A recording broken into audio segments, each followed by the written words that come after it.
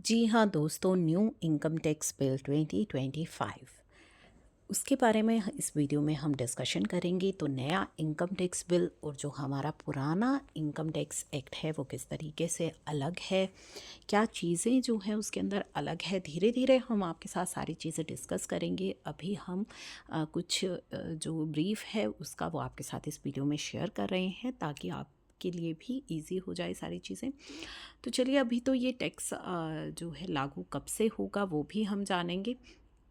तो old income tax act और new income tax bill 2025 के अंदर किस तरह के चेंजेस आपको देखने को मिलेंगे। तो सबसे पहले तो डेफिनेशन ऑफ फाइनेंशियल ईयर को लेकर के काफ़ी ज़्यादा जो है न्यूज़ थी कि डेफिनेशन क्या रहेगी। तो जैसे कि आपको पता है कि पुराना जो आपका इनकम टैक्स एक्ट था उसमें 12 मंथ का पीरियड था, फ्रॉम अप्रैल 1 टू मार्च 31। तो 1 अप्रैल से 31 मार्च तक का 12 मंथ का आपका पीरियड रहता था आपके पुराने इनकम टैक्स के अंदर। तो नए इनकम टैक्स के अंदर भी कोई चेंज नहीं है, इट विल रिमेन सेम आपका 1 अप्रैल से 31 मार्च तक। तो दोनों ही चीज़ें आपके लिए सेम रहेंगी।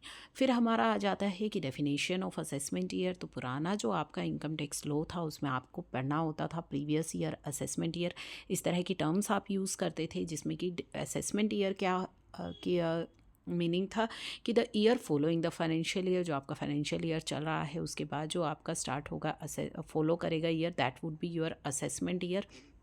ठीक है, इन विच आपकी जो इनकम है वो असेस की जाएगी फॉर टैक्स पर्पस।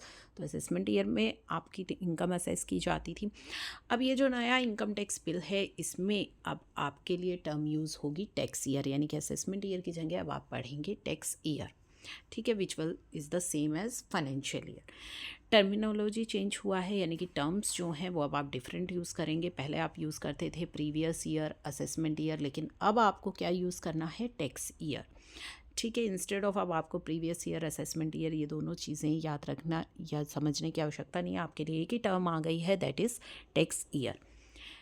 अब है टैक्सेशन फॉर न्यू बिजनेसेस का किस तरीके से रहता था। जो आपका पुराना आपका इनकम टैक्स लॉ था, तो नए बिजनेसेस के लिए क्या प्रावधान था कि इनकम जो है नए बिजनेस एंड प्रोफेशन की वो टैक्स की जाएगी फॉलोइंग असेसमेंट ईयर में। अब क्या कहता है कि आपका टैक्स ईयर स्टार्ट हो जाएगा फ्रॉम द डेट आपका बिजनेस सेटअप हुआ है और एंड होगा सेम फाइनेंशियल ईयर में। तो जिस दिन बिजनेस सेटअप हुआ है आपका जो है टैक्स ईयर आपका वहाँ पे जो है स्टार्ट हो जाएगा। तो अब हम यहाँ पे बात करते हैं कि ये कब से स्टार्ट होगा आपका जो नया इनकम टैक्स बिल है। तो लिखा गया है कि आपका जो नया इनकम टैक्स बिल है दैट विल बी आपका स्टार्ट होगा 1 अप्रैल 2026 से।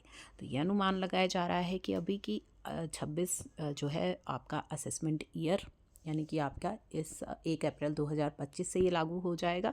तो लेट्स सी कि इस पर क्या क्लैरिफिकेशन आती है, तो उसके बाद ही हम आपके साथ शेयर करेंगे कि कब से ये स्टार्ट हो रहा है। इसके अलावा अकाउंटेंट की सेम डेफिनेशन है इसके अंदर भी। ठीक है, आपको चार्टर्ड अकाउंटेंट से ही ऑडिट करानी है।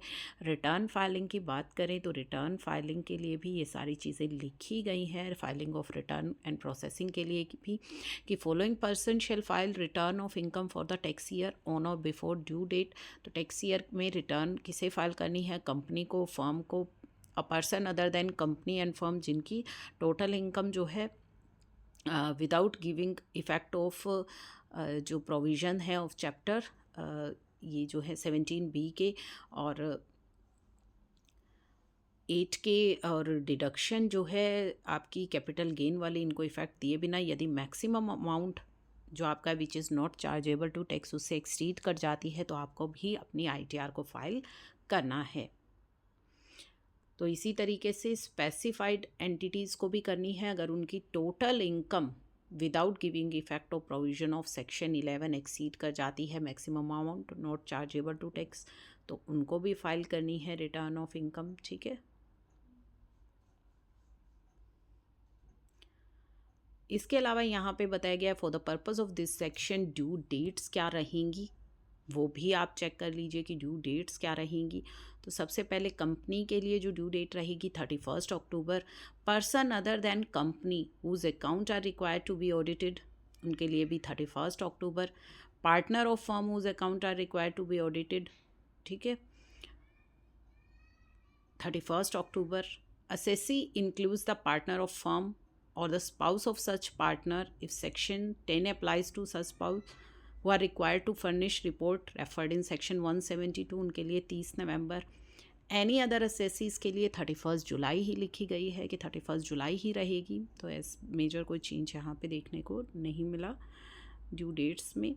तो ये अभी जो है इनकम टैक्स बिल की छोटी छोटी चीज़ें हैं जो हम आपके साथ शेयर कर रहे हैं। अभी जैसे जैसे इन पर ज़्यादा क्लैरिफिकेशन आती रहेगी, हम आपके साथ अनदर वीडियो सेपरेट वीडियोस में आपके साथ ये चीज़ें शेयर करते रहेंगे। तो आपके लिए डाउनलोड करने के लिए हम डिस्क्रिप्शन बॉक्स में इसका लिंक दे देंगे, आप भी इसे डाउनलोड कीजिए, इसे रीड करिए, इसे समझने की कोशिश करिए। तो ये था नया इनकम टैक्स बिल का एक ब्रीफ सा इंट्रोडक्शन। तो अभी जो है ज़्यादा हम इसके बारे में